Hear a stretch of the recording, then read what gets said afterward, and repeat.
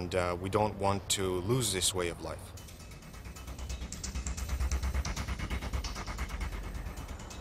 In April 2007, a row broke out between Russia and Estonia because the Estonians wanted to move this Russian war memorial from the center of Tallinn to this more remote location. To the many Russians who still lived here, this was deeply offensive, and they took to the streets in riots that lasted for 2 nights, Estonia's worst period of civil unrest.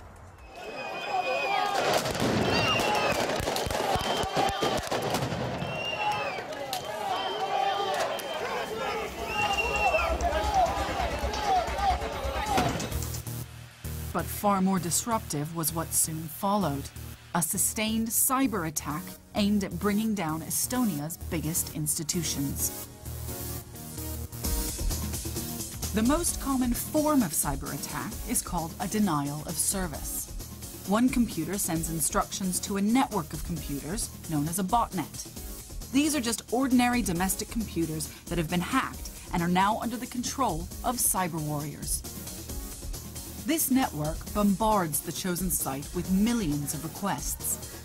The site goes into meltdown trying to respond, and it means for the duration of the attack, no one can access the website, hence denial of service. In Estonia, in May 2007, the cyber attacks rained down on the economic heart of this tiny state. It affected us mainly in that government sites were shut down, businesses were shut down, banks were targeted. We had serious problems with the external internet site. So our customers couldn't get inside of the internet bank. If you take down the newspapers, you don't know what's going on in the country. If you take down the banks, the economic activity is paralyzed. Now, if you're an Estonian businessman in Paris and you need to contact your bank over the internet to get some funds out, you couldn't. And Estonia eventually shut this off by cutting themselves off from the outside world. They sealed the borders. They wouldn't take any incoming messages from over the internet. What makes cyber wars such a threat to the state is that the state doesn't even know who or where the attack is coming from. Very difficult to know who is attacking you in cyberspace, because cyber investigations usually end at a compromised computer in a third country on which the logs have been deleted. It probably wasn't organized in Uruguay, or it probably wasn't organized in, I don't know, Mali. We can't really tell today who was the mastermind behind it all, whether there was just one mastermind behind it all. And there is no clear evidence of state involvement. However, what we can show is that the Russian Federation did not cooperate in mitigating these attacks. So at least there might have been passive support to these attacks.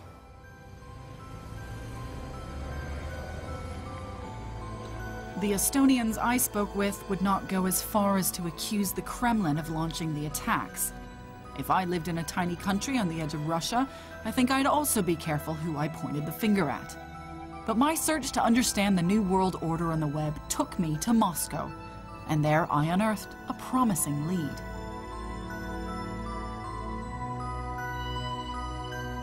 In a dingy townhouse, a commissar in Nashi, a nationalistic youth movement, agreed to talk to me. I expected the standard Russian denial of any involvement in the attack. Instead, the trail had led me to the very person who claimed to have attacked Estonia. It turns out a kid did it. This kid.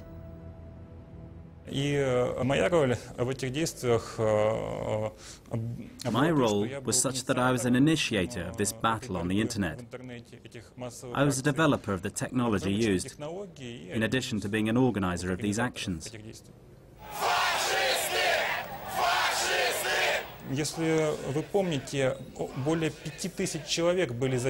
More than 5,000 people were arrested in Tallinn at the time.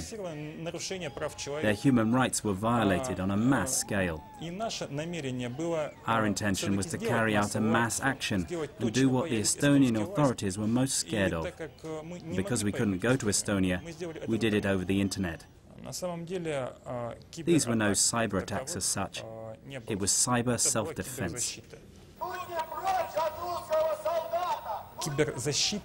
Cyber self-defense is no more than mass action on the internet. In the same way that we can carry out mass demonstrations on the streets and in the cities, we can now do the same on the internet. And I think that such mass demonstrations will be especially interesting and popular in the 21st century. Did you arrange this of your own initiative? Was there any state involvement? These actions were never supported by the state. It was a reaction of civil society, which really does exist in Russia. Of course, the Estonian authorities were embarrassed that ordinary 18 to 20-year-old men had crashed their main sites. So they made up stories, suggesting that the attacks had come from the Kremlin.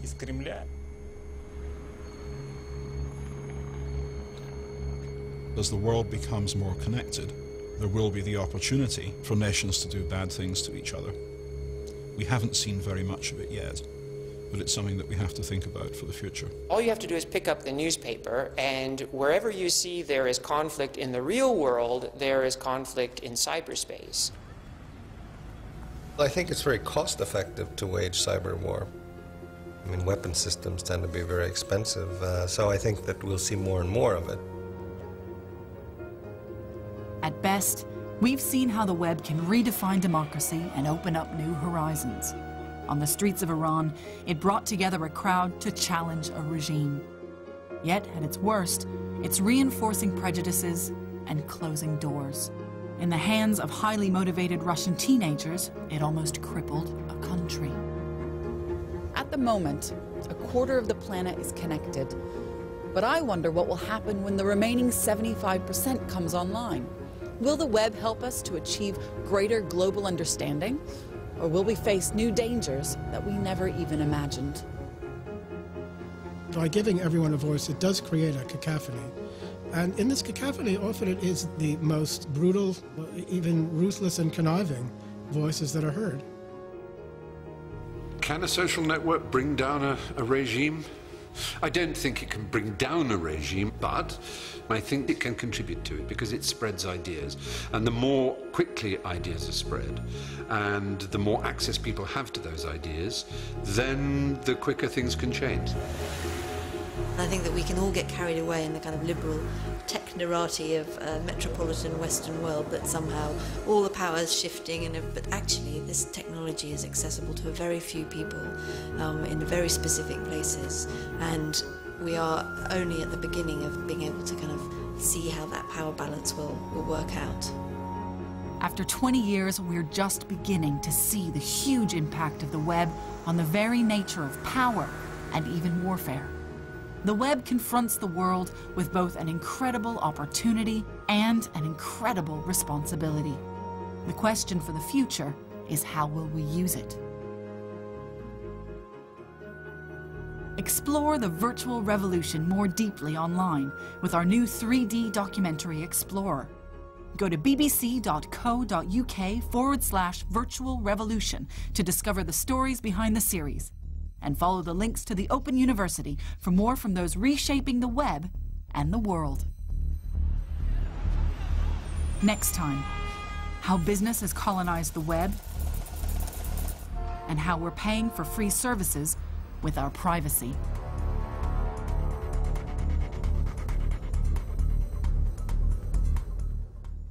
And you can